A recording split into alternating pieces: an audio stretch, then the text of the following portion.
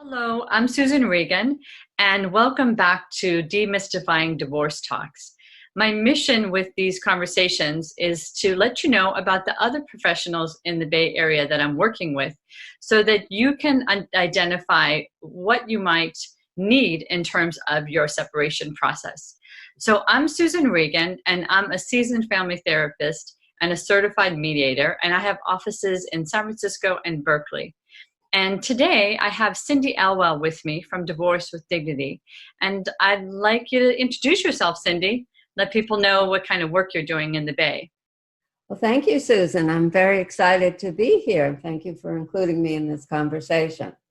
I am Cindy Elwell with Divorce with Dignity, and I have been doing this work to help people divorce amicably for almost 25 years now. I am what you would know as an independent paralegal and registered and bonded to do that work, and I'm also a mediator. So we help people come to an agreement on all their issues and get through the process without ever having to go to court if they are in agreement.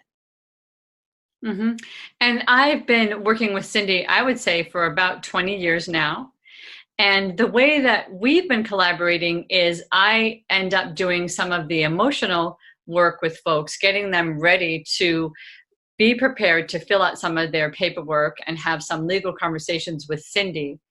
And we also work on the premise that we don't want people to become really stressed by a divorce process. We want to demystify it so it's a simple process and not an expensive process, but that it's a really thorough process. So when I meet with people, oftentimes I'm doing the closure piece, having them make some of their decisions in my office. And it's not unusual that I might email some of our agreements to Cindy, and she'll be meeting with folks, having them do the paperwork with her, and also having meetings to figure out some of the other legal and financial, what would you say, loopholes that need to be sorted through. Is there anything you want to add to the way we work together? Well, I just would like to say it's wonderful because you really help handle the emotional issues. And obviously during divorce, it's a very emotional time. And I'm not a therapist, so it's so helpful to have you support our clients as well. And we do want to emphasize on these conversations that we won't be giving any legal advice, but we're sharing our experiences. Mm-hmm. So once you have referred a client to me, they can then come and to my office, which I have offices throughout Marin and Sonoma, and we meet and we can start the legal process if they're ready. And usually when you refer someone, you've taken them through most of the hoops, their emotional blocks, and so that they are ready to start whatever they need to do legally. And we both focus on supporting the clients and helping them achieve an outcome that they both desire. Right. And the other thing that I love about Divorce with Dignity is there's chapters in other counties. So sometimes I have folks in Alameda County and San Francisco County, and I can refer to your other chapters, which is really helpful with people in the Bay having to, commute back and forth, or they might be, their house might be located in one of the counties versus another. So that's also really helpful. Great. Yes, we do have a national network, which is primarily focused right now within the Bay Area.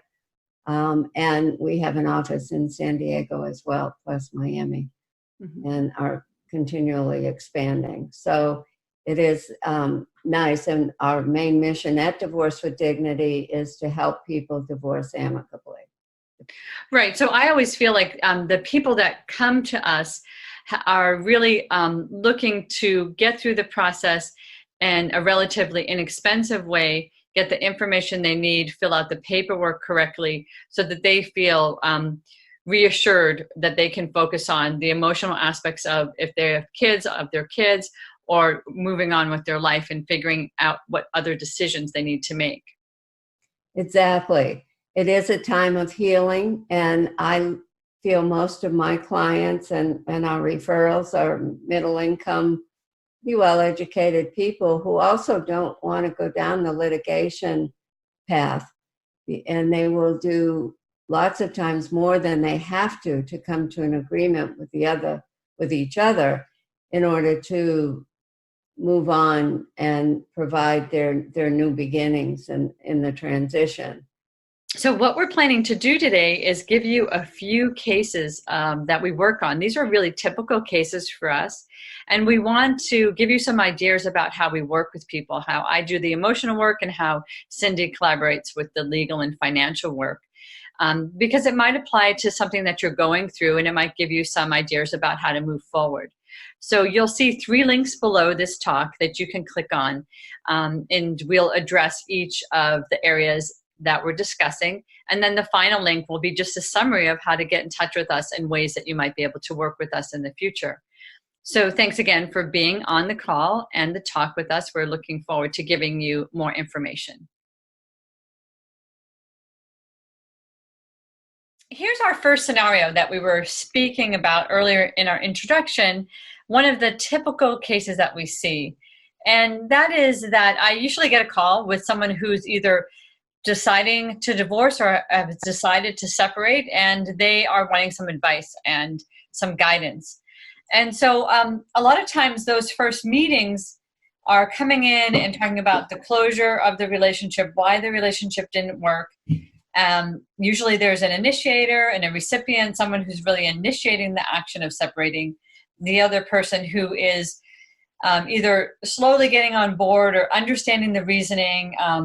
The couple has typically decided they don't want to work on the relationship anymore, and they have kids, so they are concerned about what will happen to their kids and how they'll make a series of decisions. And where I call you, Cindy, is to try to help them demystify some of the legal aspects of separating so that they can feel that they're fully knowledgeable and aware of what the steps are and what they have to go through. So I feel like once I start seeing you, I see them a little bit more often after and before, sort of prepping for your meetings and after your meetings to emotionally kind of process what that was like or to deal with more decision-making elements. So can you run us through a typical scenario of when we have this kind of case and when people come into your office, what do you tell them? What do you do in the first few meetings? How long does it take? What's your typical process? Sure.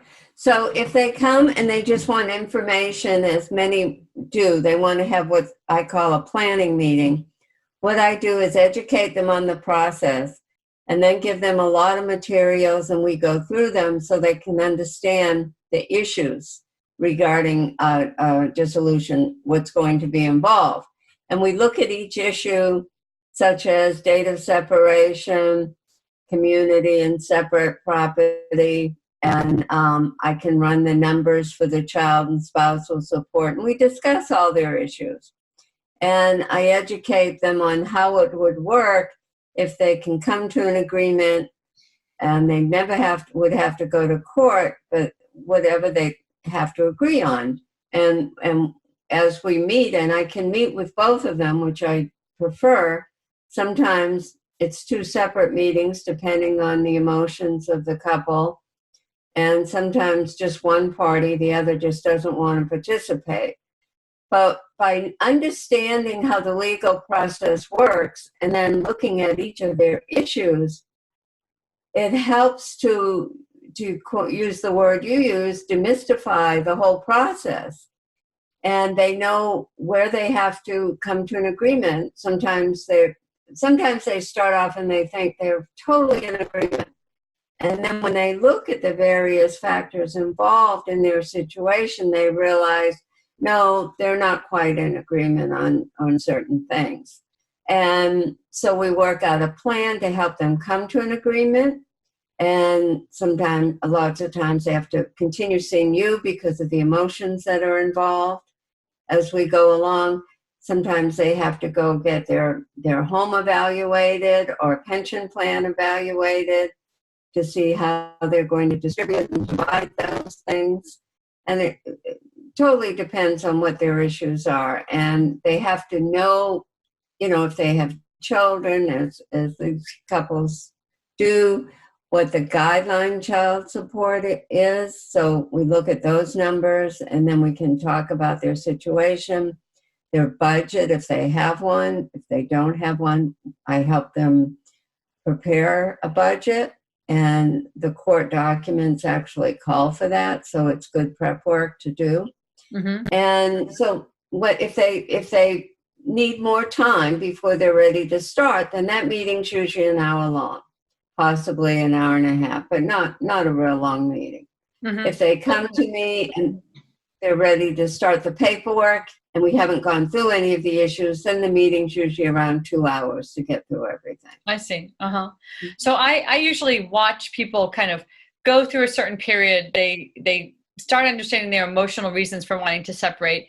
Then they start getting into practical, rational reasons, things that they need to discuss in order to be able to separate or to be able to live apart, or what kind of situation are they going to live in. It's especially since I see families, most typically I see families. And so people are really needing to make a plan and to figure out how are they going to address everything as it comes up. When I'm working with people, I'm usually helping them fill out the parent settlement agreement so that they can understand visitation, also how much child support they might be getting, how they're going to really be able to fund, if they're going to be living in 2 separate homes, how they're going to be able to fund that, or what else are they going to have to do? What are their other options? So then I'm sending them to you for things like the DISA master, which would be how much child support each parent would have to pay and what the expenses are. So every time I feel like I'm meeting with somebody emotionally, at the next level of the meeting, they're trying to get practical, financial, legal information from your meetings.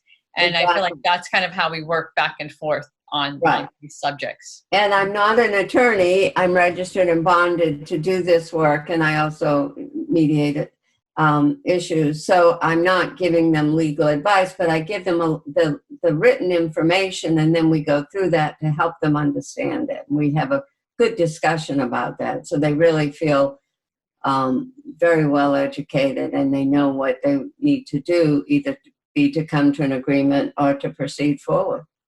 Right. And so I think the situations that you and I see most commonly, and the people that come to me most commonly that I refer to you, are people who are really self-driven, who know that they want to separate. They are in basic agreement about most things. There are going to be those sticklers. Like I always tell clients, don't be afraid to find that one thing that you don't really agree on, because that's going to be there's always going to be one that represents either what the marriage meant or the long-term relationship meant, or what they each feel like is symbolized as something that they want to hold on to. And that's usually the hardest issue, whether that's the home, whether that's the vacation home, whether that's needing to move out of the home, those kinds of things. Or go back to work, like maybe the vision of how they were going to have a family has to shift and change. Right. So with me, they're working on the parent settlement agreement. And I typically send like an addendum items of things that we've agreed on, and examples of custody calendars and separation dates and how they're managing to plan this transition for their family. And then they're also working on their marital settlement agreement with you. Exactly. And some of those things people have agreed on, and some of them people haven't thought about. What would you say they're separating out mostly? That they're retirement plans, or they have a couple of homes. I just set off a meeting with one couple, and they have 3 homes. And at first they came to me and said, oh, we'll just keep them jointly. Well, that doesn't quite work. It's not a very good plan. And so we have to, now they've gotten pre-qualified so they can each refinance and keep a home. And then on the joint vacation rental, they'll decide, how to handle that, how to keep the deed and deal with the expenses involved with that home. So that's one of the issues. Right. And I think sometimes people are coming because they don't want to spend a lot of their monies on legal fees. They really want to see what they can do on their own and have the kind of legal financial advice that they need. So I know sometimes when people go to you, if they need more specialized advice, we'll be referring them out to like people that can do more of an evaluation on a business or those kinds of things. But anytime I see someone or a family that has a lot of inequity, whether it's like someone is very dependent on somebody economically, or there's a real vast difference between the two members of the family, the couple, and someone's at a disadvantage, I always like to have more people involved so that there can be the education of the law. And I know there's the guiding principle of the law that people use in a separation. The guiding principle, the law is there as a guiding principle, and a lot of those things are negotiated, right? So they're negotiated. Yeah, many are negotiated. And I mean, yes. And when you see the not equal, like one party's earning a lot more and the other's waiving spousal, that needs to have a good discussion. And if they need, more advice, they can. I mean, I've had those kind of situations where the higher earning has begged the other to take spousal because they wanted to provide, during the divorce. And it totally depends on the couples. And I think we see a lot of people who don't want to litigate because that often can just tear families apart. And it's much better. These are most of the clients I see, the ones you refer, are pretty middle income, well-educated parents who want to do the best for their children. They often want to do way more than they need to. Right. And I think some of the cases that we're working on together are people who are really self-motivated to do a separation, but they also don't want to have a lot of lawyer fees and lawyer involvement. But these are people who are willing to have discussions and either sit in emotional discussions with me or sit in legal and financial discussions with you. So it's really that type of person that comes to us and gets these services and really benefits.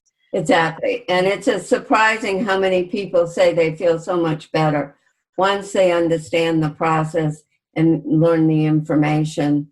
And I think in my case, I always feel better when I know what to expect rather than going down a deep tunnel not knowing, which often happens in the legal arena. Right. And so it's not to say that people aren't going to have roadblocks and have to figure things out, but it is a willingness to try to get through those roadblocks. And I know you and I both know that sometimes it takes 1 to 2 years for people to really get divorced and separate. And it's a real process. It's an emotional process. And it's a leveled process. It takes a while to unravel the relationship. So I know sometimes I might see somebody who's thinking about separating, and then I might see them 6 months later because they're really not ready. They're gathering the information. They're trying to figure out what they have to get in place in order to do it. And then there's a series of discussions that people have to be ready to have to be able to implement it.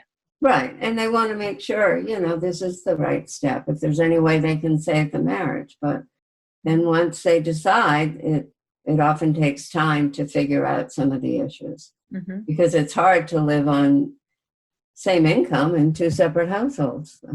You have to be honest, but it's possible. And people become very creative and do what they have to do.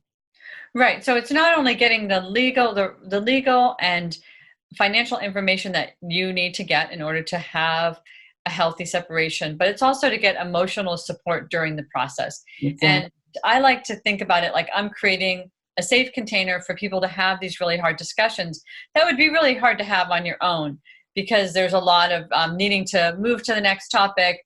Let's know why the reasons are and keep those reasons in mind. And then also get out of the negative dynamic of the relationship so that we can make some forward motions and be healthier together and learn a different way to relate and communicate. And sometimes I think the structure of your organization, Divorce with Dignity, and my organization kind of working on the emotional aspect of separation, that together it's a really good combination. In my view, it's very important for them to have this collaborative approach where we each hold them as they go through this very difficult transition. Great. So that's scenario 1, and it's our typical scenario where people come in and we have some rapport back and forth and try to help and support people through the next steps of them deciding whether they're going to separate and giving them all the information that they need so that they can make a healthy decision for themselves and their family and their future. Exactly.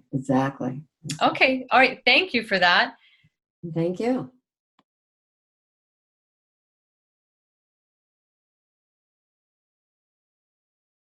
Cindy and I are back talking about an issue that it's not even an issue, it's what people come to us trying to figure out resolution and solutions. And the situation is people who are raising kids, planning to have kids, and not planning to have kids in the context of the institution of marriage. So there could be parents living together or two bio parents not living together, and they are doing that consciously with the idea that they will raise kids together and make decisions about how they continue to do that and create a community around the child that they're raising. So I don't know if you're finding this as much as I am, Cindy, but I'm imagining that you are, because we had a conversation about it, that a third of the couples aren't marrying and having kids, that's not how people are defining adult success. And that people aren't getting married to have kids is another way to say it. That they might be doing things a little bit non-traditionally, so that, or what we would say is outside the institution of marriage, that's not necessary anymore, that people are finding different ways to support themselves and to be independent adults. And raising kids now can be done in a variety of ways. So I'm seeing people actually planning to have kids, not living together, or planning to have kids and maybe cohabitate together. And when I see them in my office, they're really coming in to talk about how they want their relationship to be, whether it's a friendship, and how they want to start creating a community around the child. And then they're also talking about things like how to deal with finances and support when a person is off work during a maternity or paternity leave, and how that gets supported. So I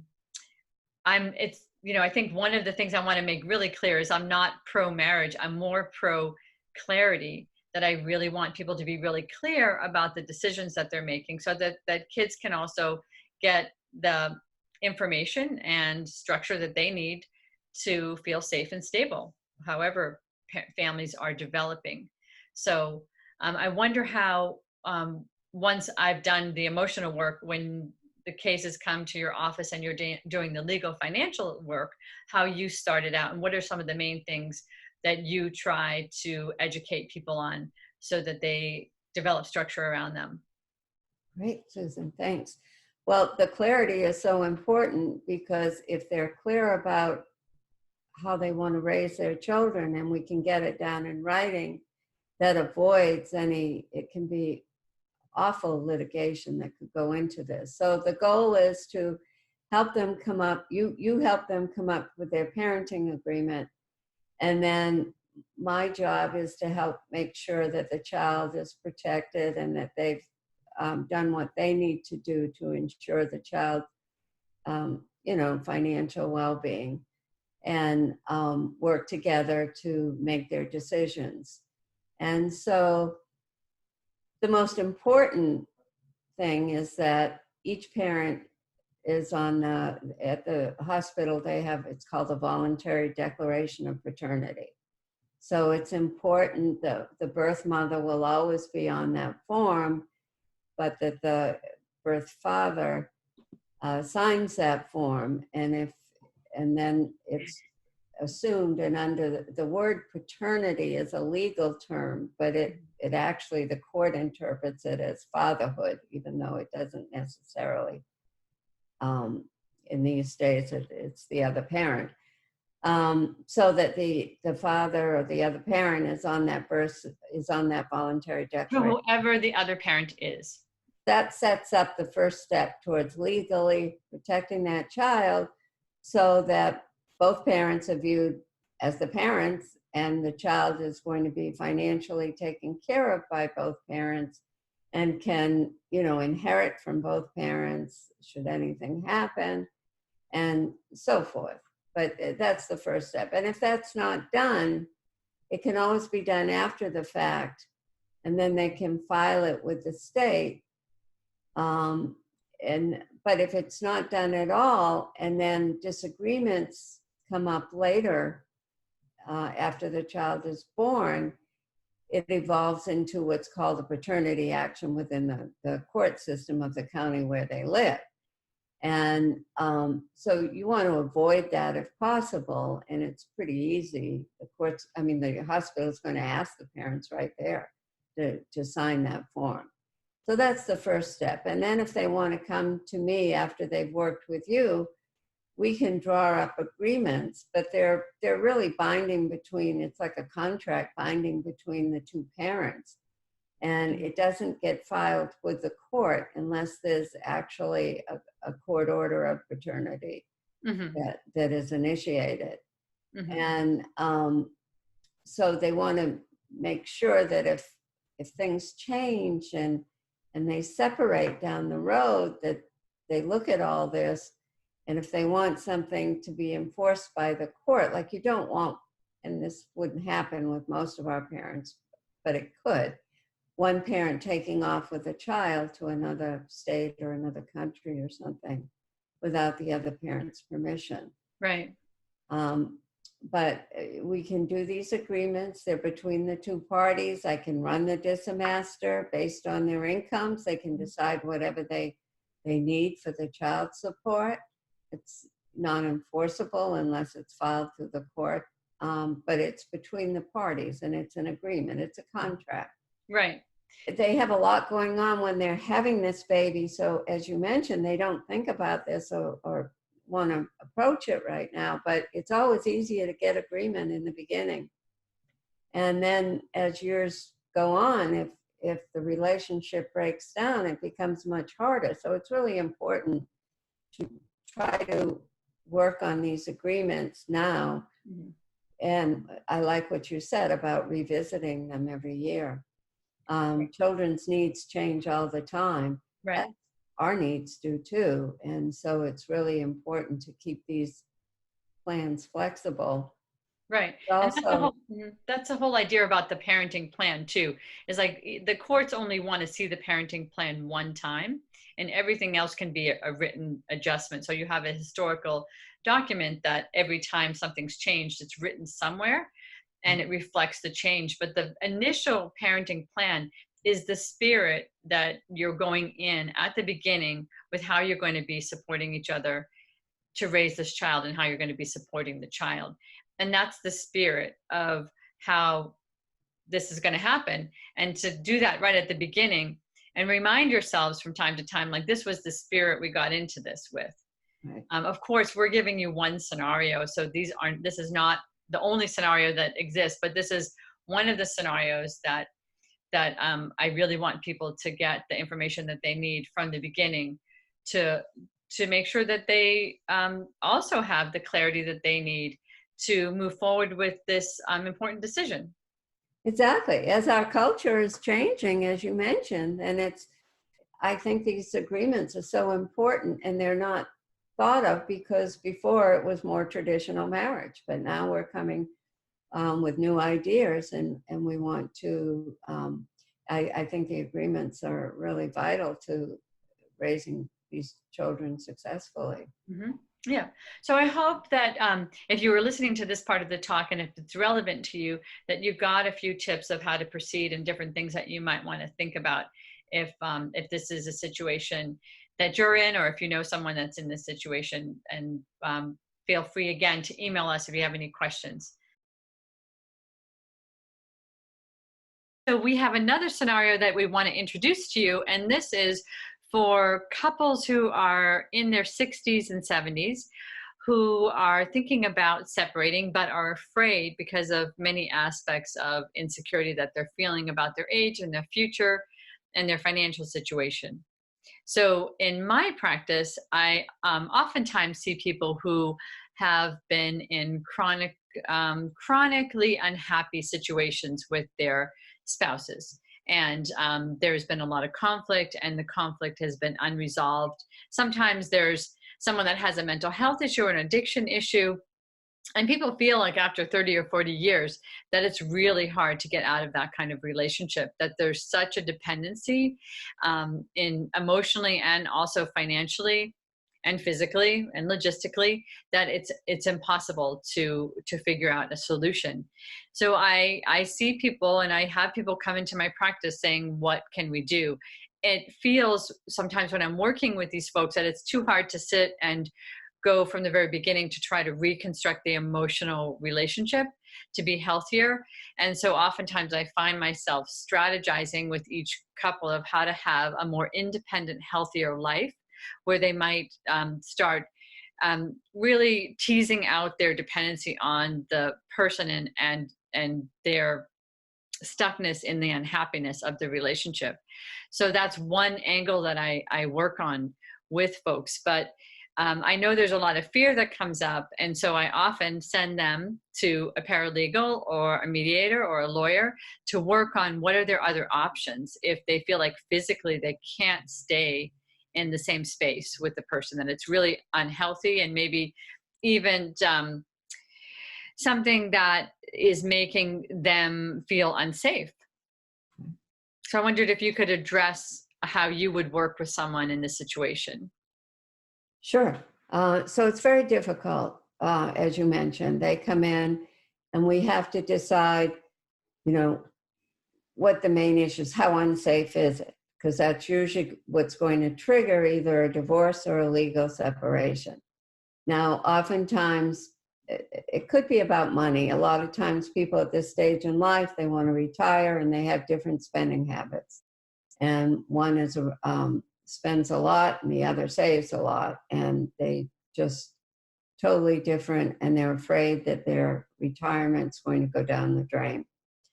But so what we do is we have a heart-to-heart talk and see if they really want to divorce, or if they want to first legally separate, do it legal separation, which is going to divide all their financial assets and set up orders for support if that's warranted.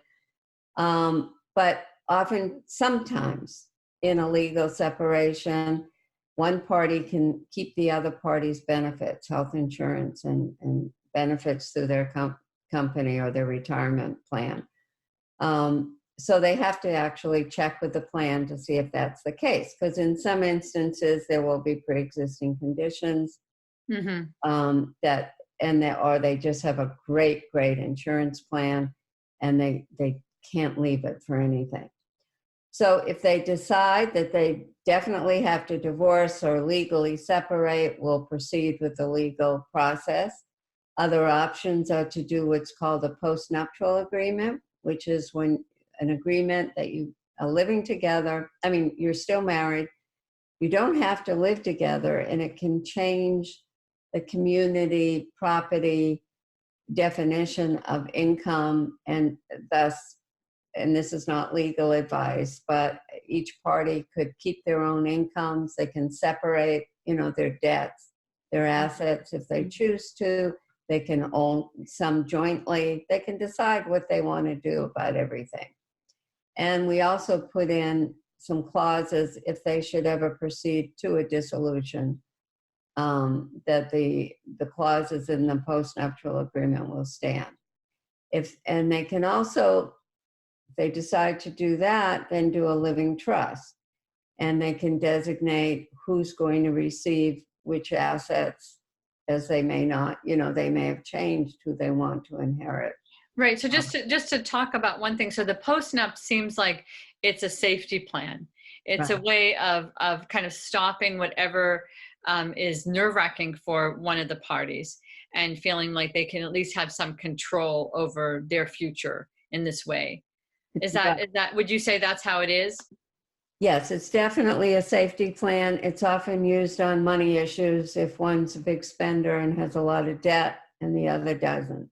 Mm-hmm. So it's used for that. Now, if it's basically an emotional situation where they just can't stand the other, and they want to live separately, we can do that. But, we have to look at everything and see what works for them.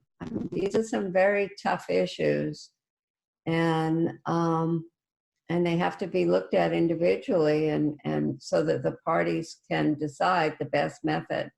But a postnup works great.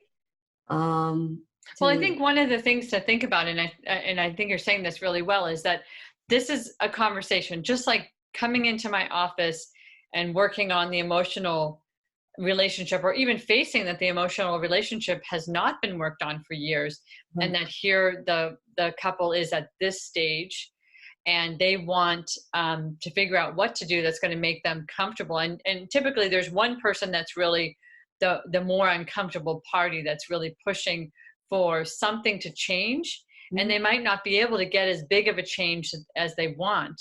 Right. So the change might have to be safety on one hand, and then emotionally accepting some things that won't change in the relationship. But there can be a discussion.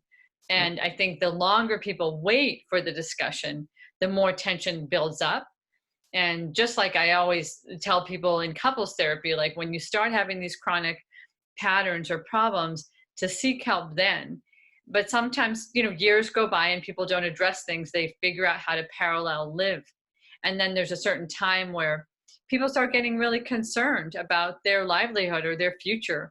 Right. And at this point is another time where I see couples coming in saying, what are we going to do? Or I'm so unhappy, or, they are running through all the money, or, those are the concerns that come up. And so it's good that there's a place where they can have a discussion with you, a heart to heart.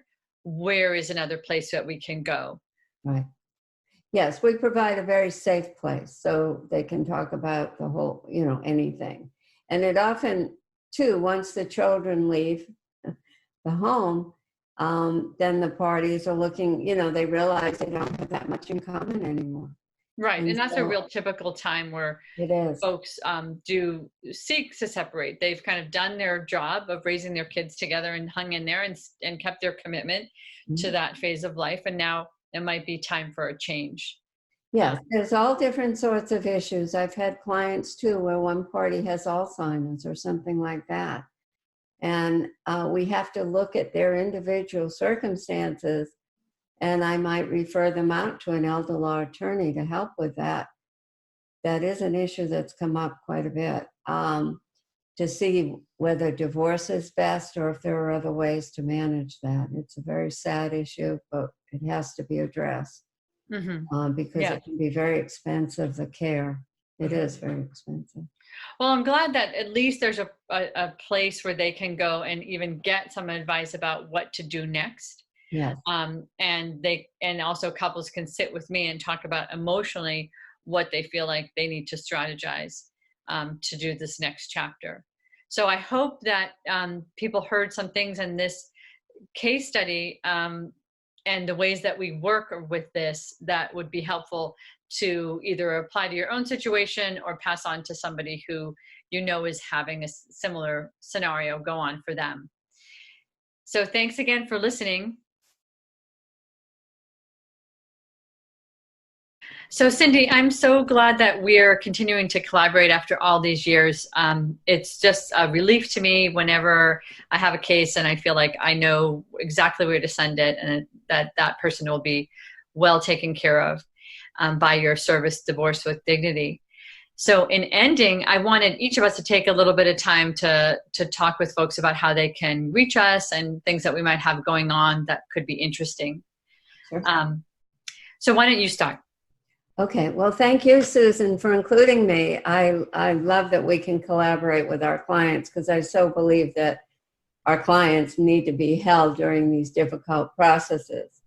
So I have offices in Marin and Sonoma counties, but as we mentioned before, it's the Divorce with Dignity Network, and we have other offices throughout the Bay Area and in other places. And we do all family law matters. We also do wills, living trusts, and a few other name changes, and step-parent adoptions, and a few other things. If you'd like to reach me or one of our offices, you can look at the link below, and that'll give you all the information, either call or email. Always available to help you. I know that whatever you're going through is very difficult. You will make it through, but we're here to support you. Thank you.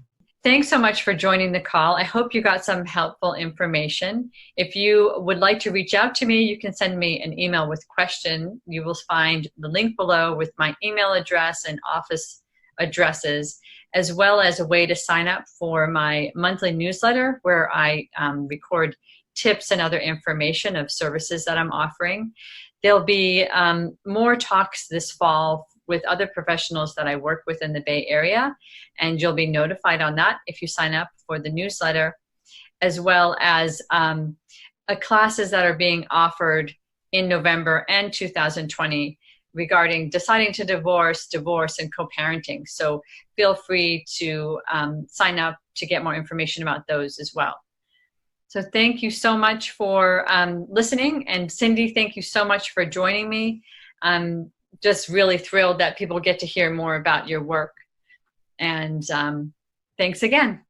Thank you, Susan. Okay, bye for now. Bye.